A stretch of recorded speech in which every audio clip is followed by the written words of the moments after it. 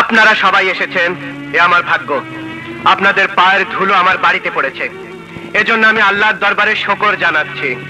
আপনাদের অনেকক্ষণ বসিয়ে রেখেছি বলে আমি ক্ষমা চাচ্ছি। আপনারা সবাই গ্রামের গণ্যমান্য ব্যক্তি, ভালো মন্দের বিচার করার ক্ষমতা আপনাদের আছে। আপনারাই আজ বিচার করুন, এই সম্পত্তি কার? বাবার উইল অনুযায়ী এই সম্পত্তি একমাত্র আমার। জলিল চাচা, মাস্টার সাহেব, এই উইল করার সময় আপনারা উপস্থিত ছিলেন, বলুন আমি ছিলাম? অথচ অভিযোগ উঠেছে আমি নাকি বাবাকে ফুসলাই উইল করিয়েছি। বলুন আপনি ছিলেন? আপনি ছিলেন? বলুন আমি ছিলাম?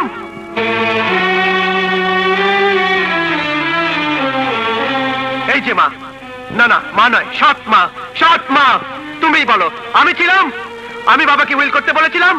উইল লিখেছিলেন উকিল সাহেব, উইলে সই করেছিলেন বাবা, আর একমাত্র সাক্ষী ছিলে তুমি, আর উপস্থিত ছিলেন আপনারা সবাই। অথচ অভিযোগ উঠেছে আমি নাকি বাবাকে ফুসলে উইল করতে বলেছিলাম। আমার নামে মামলা করার কথা উঠেছে। এই কুলাঙ্গার আমার নামে মামলা করবে, মাকে কাঠগড়ায় দাঁড় করাবে, আর আমি তা নীরবে সহ্য করবো? উঠে দাঁড়া, বল এদিকে আয়, সবার সামনে দাঁড়িয়ে বল, তুই আমার নামে মামলা করবি? বল মামলা করবি? বলো বাবাজি।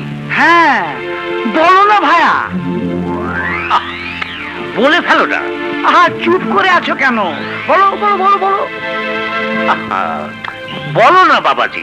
চুপ করে আছো কেন? আহা বলে ফেলো না। বাবা নেই, কিন্তু উইল আছে।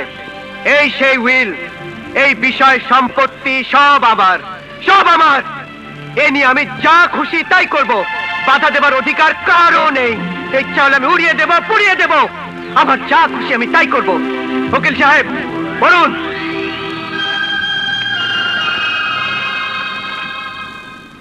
আমি মোহাম্মদ শাহিদ আহমেদ ওরফে দুলাল, পিতা মরহুম রজব আলী, সাং নবগ্রাম, মানিকগঞ্জ।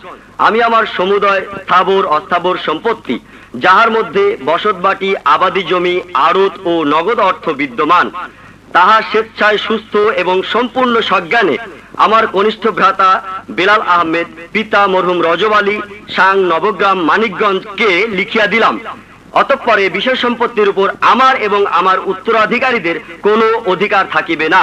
স্বাক্ষর মোহাম্মদ শাহিদ আহমেদ ওরফে দুলাল।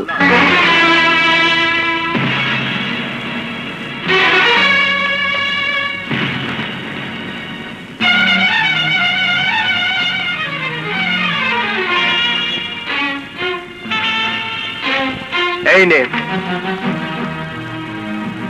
এই উইলটা বাবা আমার হাতে দিয়ে বলেছিলেন